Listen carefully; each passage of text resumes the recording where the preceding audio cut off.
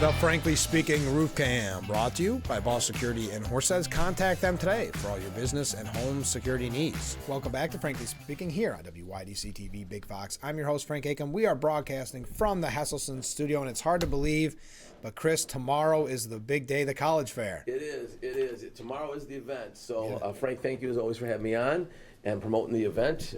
Tomorrow is the event, and this is what it all comes down to. There's a lot of blood, sweat, and tears. More tears lately than anything else, trying to get this event off the ground. Are you going to be ready? I'm trying. I'm trying. We'll do the best we can. I've got a lot of things to still finish up between now and tomorrow morning. Or tomorrow afternoon. To make sure that everything's set up. How does it feel? And we'll talk about the event itself, but you've been doing this, you said, what, 15 years? 15 years minus the 2 COVIDs. That's crazy. How does it feel the next day when it's all over? Well, I can tell you, tired, relieved, exhausted, but all of a sudden I'm looking at the feedback because I give out forms for them to fill out a survey and reading what was good, bad, and ugly. I remember, and to see, last year we got great feedback, and we usually get good feedback, and there's some that, maybe not so good, but we like to learn off that. Right. So one thing we should highlight, this year's college fair, it is tomorrow from 6 to 8 p.m.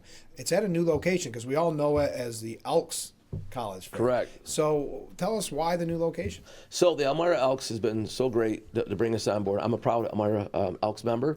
24 years now. Yeah, I just got my pin here a little bit ago about that. So thank you to the Elks for having it. But we've outgrown the space.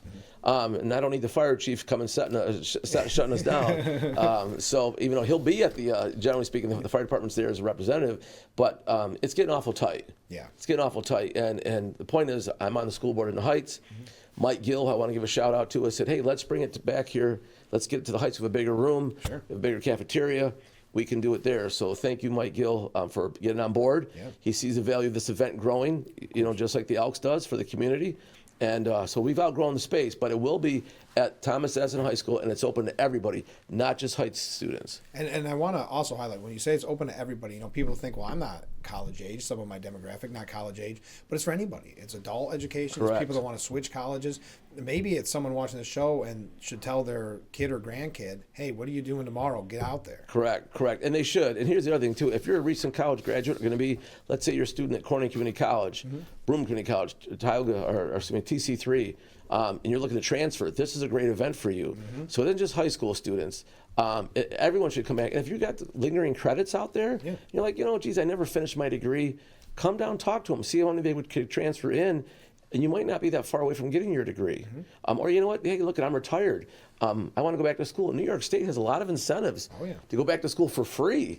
Come down and talk to the schools about that. It isn't just Corning Community College. They're going to have a ton of schools. But if you're thinking about school, or if your grandkid or grandson is thinking about going to school, this is a good time for you to go get a reality check. Hey, how much is it going to cost them? And are they going to have what interests them? Or are maybe the sports that they can play? There's a lot of questions. You don't realize until you start talking to the colleges how many questions you probably have. Absolutely. I mean, you need to have questions. I can't suggest that enough.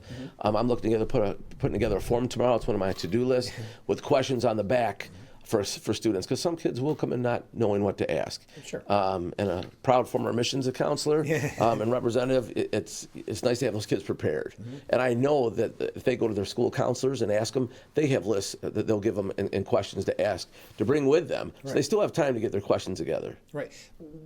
Because you said 15 years ago. So 15 years ago, why did you decide to start the college fair? Well, again, at that time I was working in higher education. I was admissions representative. And a lot of bigger cities, because I traveled all up and down to New York State, the East Coast. I traveled a lot. And to all my admissions brothers and sisters out there, safe travels. We'll see you tomorrow. Yes. Please make it safe here and return home safe. But with that being said, most places you'd hit twice a year. Bigger cities had a college fair in the fall, and they had one in the spring. Okay. Because the spring one, you're catching the seniors that still haven't decided what they want to do, where they're going to go, what the next step is. And you've got juniors that are getting ready because I want to have this application in as soon as possible. So my thought was, when I ran for school board and was elected, I spoke to the superintendent at the time, Mary Beth Fiore, and I said, why don't we do this? And Mary Beth said, yeah, I think it's a good idea, but we also have one in the fall. And I said, but we need to have something else in the spring to catch them. Right. And it took off, and it's been wonderful. And I can't thank the community enough for their support for this. And of course, the Elks getting on board, bringing it downtown, and governing this for us. No, and I want to mention that because there's so many people that are involved. And I want to talk about the sponsors. Is it too late for sponsors? I mean, I know it's tomorrow. Is it too late for sponsors? We have your information up on the screen. No, it's never too late for a sponsor. You know, like if you're a mayor of a local village, Sure. let's say, and you want to get your name on here, like Dan Mandel, the city of Elmira, we'd love to have you. So if any particular mayor, elected official, you know, congressman, senator, you know, local legislator, well, that too, you know, governor, you know, whoever, you know, we're looking for sponsors. But also if you're a private business or whatever company you're with, or if you're a local garage and you're like, hey, I know Chris and I want to do something for the kids, I want to give them some money, it's never too late. I'm never going to turn down a sponsor at the last moment. I've got new sponsors that just came in literally that I'd like to mention here when we get a moment. They're going to be on board. Let's do it right now because we had mentioned on the last time we mentioned the whole list. Who do you have that's new? Yeah, so since we spoke a few weeks ago, I want to let you know that we have the Southside Sub Shop. Oh, great. Steve over there who runs it does a great job. That place has been forever. Excellent subs.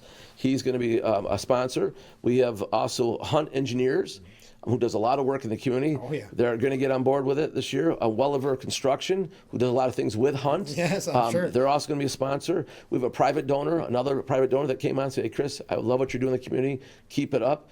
I'm proud of you. Here's some money, but he doesn't want his name out there. That's great, though. Then I'm like, okay, great. I've got 2 of those this year that have done that. And then, of course, the Heights Sub Shop has got on board. So it's right in the backyard of the school. Sure. They're going to also be a sponsor this year, too. So those are some just new ones that have come on since we spoke. Top of the whole list. Yes. Wow. So if someone's watching this and says, hey, Chris, I want to help you out, like if you own a pizza place, for example, and you want to donate some pizzas, Sure. we could use that, which would be wonderful.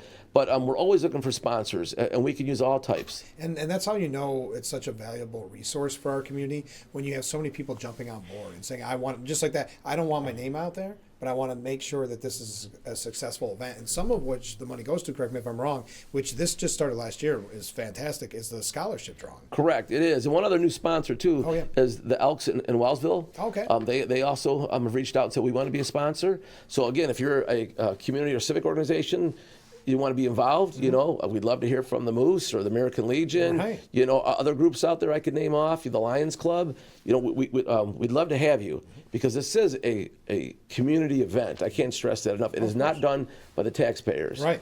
I'm glad that you mentioned that. But with the scholarship drawing, like I said, I think you started that last year? I did. It was the first time we've ever done it. I was able to raise enough money to have instant scholarship drawing last year downtown. And we had 3 drawings. This year we're going to do 4. Okay. So it's going to be 4 drawings at 8 o'clock of a $500 instant scholarship. That's great. And let me explain to you, it's wonderful. And how this is going, it's unprecedented. Okay. I challenge any other area event that's doing this to give out 4 $500 scholarships. Right. Let me know who it is. I want to see how they're doing it. Yeah. You know, but what it's going to be is there's going to be a $500 drawing at 8 o'clock. They don't need present to win, but they do have to come to the event and fill out the ticket. I would hope. And what it is going to be, we need a letter of acceptance of that college or university, and then also a letter of registration to full time. Okay. So once they give us those, then we'll cut the check for them from the Elmira Elks. But that's not even, let's say they're not, maybe they're a junior in high school. Do you sit on the money for Yes, them? we will. Okay. So yes, we will. So that's perfect. Yep. And it doesn't, that's just for showing up. Just for showing up. I mean, I don't know how much more you guys can make it. You're gonna come in and get, you know, free parking, a free event, you know, climate controlled, right? You know, and then of course there's gonna be all types of freebie given away by the people that are there. Of course. And then on top of that, you have a chance to win $500 instantly. Yeah. I mean, it's a win-win-win. And you get to learn about colleges you could potentially go to. Well, absolutely. And I want to mention one other thing too, because this has been growing so much. It isn't just colleges anymore. That's right. Yeah, I mean, now it would also be a career fair, which next year we're going to be changing things up, hopefully, and making it bigger, because we also have the New York State DEC will be there. Oh, great. New York State Police will be there. I'm working on New York State Corrections. They're supposed to get back to me, so they will be there. We also have the Elmira Fire Department, Elmira City Police. Wow. They're all going out looking for candidates, our cadets. You know, to that. We also have technical schools that are going to be there. UTI is one of them. So there are opportunities. If you don't want to go to college, but you want to go, and also, most importantly, we have the armed services. Yes. Which are going to be there. So you've got your New York State National Guard, who's one of our sponsors. So you could be a part-time in the service and go to school, and they have so many opportunities with money for them. You have the Air Force, you have the Navy, the Marines, the Army. There's so many opportunities for students to come, not just college, but also the armed services. And I also wanted to mention, or ask you, I mean, we don't have the time to name every school that's involved, but there's local schools, how far is the farthest school, would you say? Wow, that's a good question. I mean, I know we have University of Buffalo coming, Syracuse University coming, University of Rochester coming, RIT coming. We have the local schools in this area that are going to be there. The farthest one, I'd have to double check my list, but I want to say it's Vermont or Maine. Oh, okay. I think, yeah. Wow. And my wife, Lindsay, takes care of that side for me. So thank you, Lindsay, for all your help with that. And but we have schools that are far away that are coming, PA schools, obviously, you know. But again, it depends. And we've had schools that have inquired from far away about an event, you know, and like, geez, I never heard of this event, but thank you for the mailing us. Maybe something we should look at. And those are schools that are in the Midwest. Wow. You know, I throw a big net out there of invitations to see how we can get. Yeah, I do. If you're thinking about attending, or you want to send your kid or your grandkid or whatever, what should they know before they attend? What should they bring? Number one, I would bring your parents with you if you could, for they get the same answers too. Yep. So you're not getting second and third information. I would bring your questions. You can also Google them if you can't get to your counselor by tomorrow. And then most important, which they should bring with them, is their thoughts of what their major is, if they're going to be bringing a car, if they're going to be bringing a pet with them, because schools now do allow pets on campus. Wow, that's wild. Yeah, it's unbelievable. It's a great thing to have. And then, of course, the realistic of, can I afford this school? You know, do I have enough money saved? Do my parents have enough money? Do I have a 529? Did I get scholarships? You know, do I really want to live that far away? Right. You know, because the reality is, you got to look at a map and say, okay, I live right here in Chemung County, but the school I'm looking to go to is 4 hours, 6 hours, 8 hours away. Do I want to be that far from home, or can I afford to be that far away from home? Yeah. You know, so you need to be realistic on your thoughts and bring them with you. Again, it is the upcoming college fair tomorrow from 6 to 8 p.m. at Thomas A. Edison High School. So do you think, Chris, we can talk on the 16th year? I'm planning on it, and I'm planning on it, and most importantly, with the 16th year, I'm hoping that we can create more of a job career fair with the college fair, and even have more schools and people involved with this, which is great. I do want to take a moment out to thank, of course, as I mentioned, my wife, Lindsay. Yeah, of course. Who I started this with, couldn't do it without her. Chris Giaconda, my technical support. My IT guy who I just spoke to, Mike Gill, the superintendent down at the Heights now, who said, let's bring it here and I'll help you in every way I can. My son Leonidas, who will be there. He's our little people greeter. He goes around and makes sure everyone's set up. April Bates McNerney from the Elmira Elks, who's been my point person at the Elks. Can't do without them. Can't do without the Elks. Got to give the credit to the Elks by all means. And then if I could just go off a couple more sponsors, if you don't mind. Yeah, absolutely. While we're here, I mentioned the new ones earlier. But I also want to talk about the New York State National Guard. We'll be there. Hilliard, they've been wonderful to us over the years. Equitable Financial, who's new out of Rochester. They cover the BOCES for financial planning. Thank you, Andrew, for your support coming on board. The Liquid Infusion, located at Miracle Mile. The sisters that run that business there do a great job getting people healthy, and thank them for all their help. Sauce Boss, another new person. Oh, cool. He's going to be helping out with the food. Elmira Aviators, Mark Stemmerman. Ace, the Aviator will be there. Oh, yeah. I also wanted to mention that we're looking to have, on top of that, the Edison Spartan will be there. Oh, cool. So that's another one we'll have. Chemung Supply that Mark also owns, which has come on this year. Jeff down at Wise Markets has been a big sponsor over the years. Elmira Heights PFO has been a sponsor. They also need volunteers. Okay. The PFO needs help. They've got events. They need people to help out. I can't suggest that enough. Thank you to the PFO for making that happen. Our local legislators, Stevie Pickering, Mark Margison, Marty Chalk, Rodney Strange, Pew Security, which is very important to have nowadays. So thank you for that donation. The Career Development Council, who I work for. Yeah, right. You know, my boss, Sally Dean Mosier, for giving the internal push, you know, with the schools. And of course, as I mentioned, the Elks, Mayor Dan Mandel, Wellsville Elks. You know, I've also mentioned the Southside Sub Shop, Hunt Engineers, Wellville Construction, a private donor, Heights Sub Shop. So they're coming in. So if they can read the screen and they hey, I want to help that guy out. I want to make this for our community. Please call us.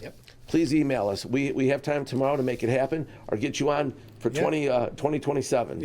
Wow. It's hard to believe, 2027. Chris Cals, thanks so much for being on the program. Let's do it again next year. Thank you for all your time, Frank. Thank you. Best of luck, all right? I know you put a lot of work into it, and we thank you. All right, stay with us. We'll be right back with Frankly Speaking after this.